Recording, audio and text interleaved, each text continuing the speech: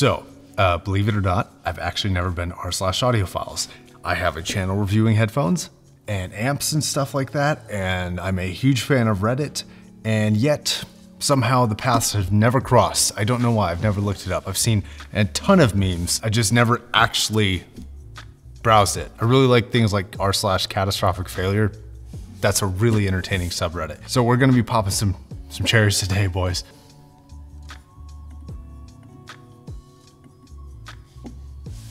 Okay, the first one is old, but the second one is really funny. Stereo to mono converter. It's so true though. I've always wanted to try those like hi-fi, weird little like earplug things that are supposed to just be like the same frequency range as human hearing, but just reduce it by like 20 dB or something like that. But you should be able to hear clearly and stuff. I've always wanted to try those. I should buy some of those. Apple HomePod Audiophile Perspective Plus Measurements. Yeah, 4 years ago. I don't think they sell that thing anymore, unfortunately. When you're halfway into a song and realize you haven't appreciated it the way you should. That is true. There is a song called Space Oddity by David Bowie, which I always hit the rewind track on. I don't know why. If your amp's too loud on stage, yeah, you with the 4x12, help us help you. Keep it a mixable volume and sound great. Or get the baffle of shame. I've been to a couple shows that could have used the baffle of shame, that's for sure. One thing I've actually always hated is going over to a friend's house and listening to their speakers, and they think that volume equals impressiveness of sound. No. No, if you do that, stop listening that loud, for God's sake. Please do us all a favor, do yourself a favor, and just don't do that. You should be listening to something that sounds reasonable. If your system needs to be that loud to sound good, get a different system and save yourself a ton of money in the future trying to repair or help aid your hearing. And that actually mixes perfectly with this next one, which is commoners and more bass doesn't mean better sound. I half agree and half disagree. Okay, so a lack of bass can really hurt sound, and really good bass can really help sound. And bass can often be the difference, especially with speakers, between like a realistic performance and a really kind of clinical and dry performance, right? For example, the Lord of the Rings soundtrack, right? If you don't have good bass with that, which I feel like that really benefits from a substantial amount of bass if you can get it, as long as it's clean and not super boxy. If you don't have good bass with that, you are missing out. And in that circumstance, I think good bass, not more bass, but good bass matters a lot. But in general, if you're sacrificing things to get bass, no, it's, I don't think, worth the sacrifice typically. That's actually one of the first things I noticed is a comment from a lot of kind of normies is they'll try a headphone that's like super crazy high end and it sounds really, really clear. And their first comment is like, it's not as much bass as I was expecting. It's like, well, okay, but I guess, but just put a subwoofer on, I don't know. Different last week, I want to give away, I got a good deal on it. You look very pretty today. It was an accident.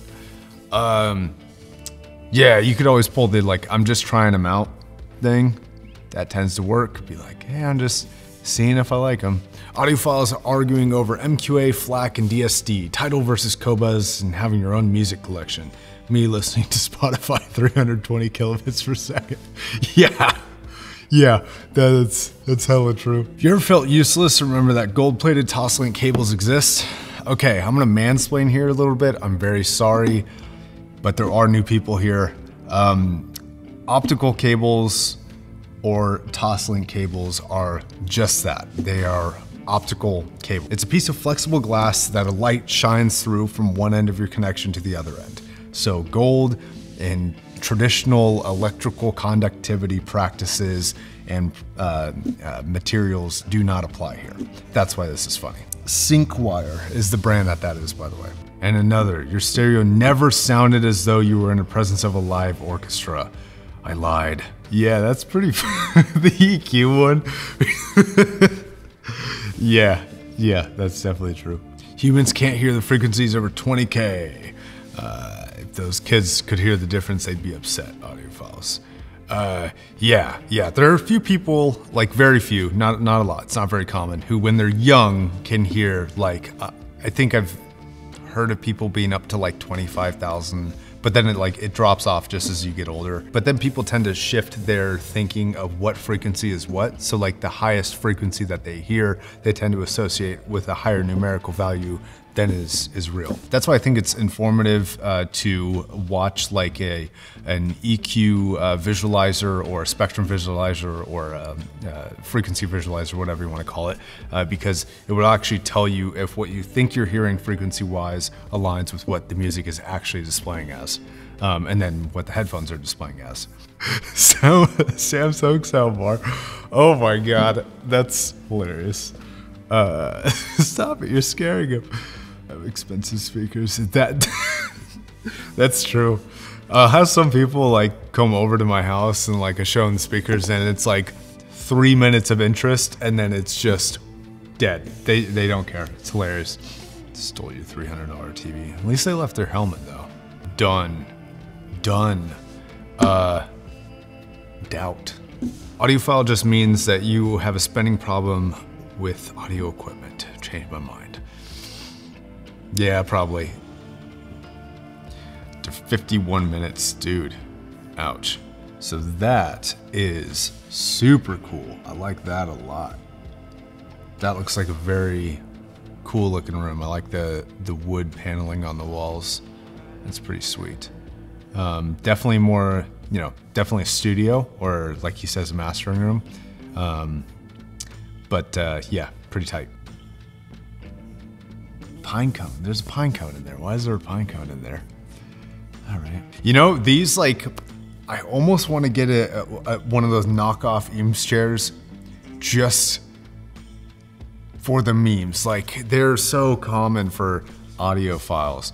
If you've never looked at those, there are two versions of them. There's like the $800 or $900 one that's still very expensive for a lounge chair. But then there's the real one, which is made by Herman Miller, I think. It's a Herman Miller IEMS chair. And those things are like $5,000. Crazy. Patiently waiting for Spotify Hi-Fi. Yeah, a lot of people really wanted that. That is cool. I debated to do something like this before, but I didn't have a 3D printer. And I thought the brackets, I was just gonna use standard metal brackets and set them at a specific height or like put foam gaps in between to make everything the perfect level and would move when you plug things in. But 3D printing is pretty smart. I don't know if you guys would catch it, but this right here is not part of this. That's like a separate amplifier. I think that's an X Duo, but I could be wrong on the model. But he made the 3D printer like hold that thing rather than it being part of the actual 3D print. So super cool.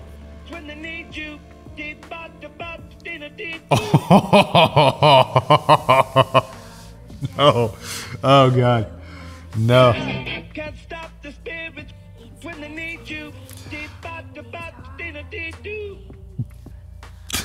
Off note at the end. Oh my God. Where's the thump thump? Yeah, for real. No, like sound systems without bass.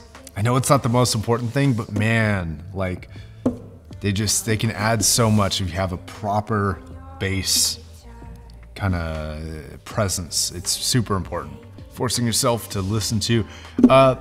Yeah, I find this one to be like there's definitely stuff I listen to just for testing, and then there's like I'm pretty good now at like being able to mix it up and still kind of get everything that I would need to analyze for a review. But I remember one time I was talking to Brian with Bad Seed Tech and he was talking about reviewing audiophile headphones. He's like, I swear if I have to listen to Diana Krall one more time. It's like, yeah, I feel that, man. Yes, this is super true. So like, for example, I forget what song it was, but there was I was listening to the Diana TC, which is a super high-end headphone. And for whatever reason, the chimes in a specific song had gone completely unnoticed, never really paid attention to it, knew it was there, but it wasn't really spectacular for any other headphone. And then I listened to it on that one and I was just all like, oh, okay, this is great. I think I played that song on repeat like 4 or 5 times. I remember that, but I can't remember what song it was, but it was definitely like large scale orchestral recordings. Maybe it was Star Wars? That doesn't sound right. I don't know. But yeah, I know exactly what this is like. That is a super slick setup, my dude. That's very cool. New place, no wife, got whale instead. That's tight, my man. That is very tight. I feel like this is Zeus. I don't know why, I just feel like he would do something like this. I thought about making a video as a joke about like an audiophile backpack and having just like a power supply, like the whole thing, power supply, like super nice cables, like a DAC and an amp and maybe even a preamp. It would have been funnier if it was a tube system with like a cage so that the tubes didn't burn the backpack or something like that. But yeah, I did think about that, but I didn't have the guts to do it. Good news, guys, I spent all my money. Yeah, dude, that, yeah.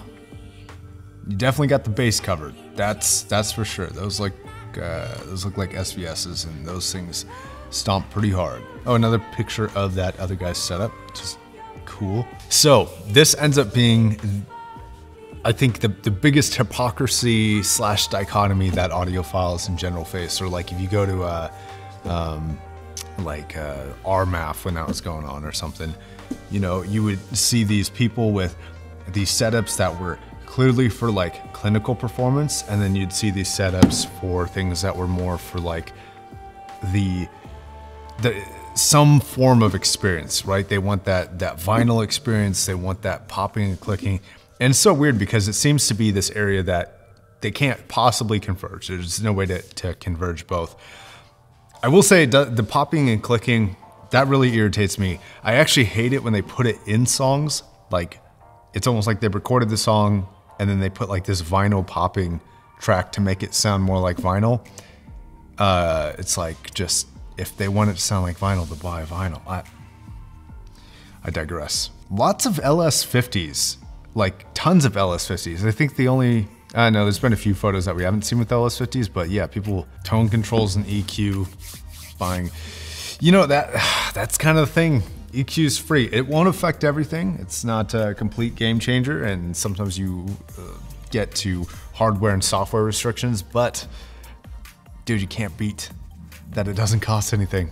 See, this to me is true. Like even though I like a really kind of hi-fi sound or whatever, like just listening to something on my phone, if I'm just in the mood to hear the music, I think that's enough.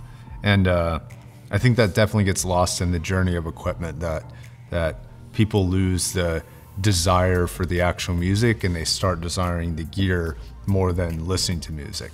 I like the gear a lot, but I like that it provides a different lens for me to listen to the music. All right, last one, just because I thought this is funny. Existence of a subwoofer implies the existence of a DOM woofer. Why did they? Oh my God. Whatever, dude. That's funny. All right, r/audiophiles, at least in terms of your top performers, pretty gold, man. Pretty gold. That's gonna be it. Thanks for watching. Bye.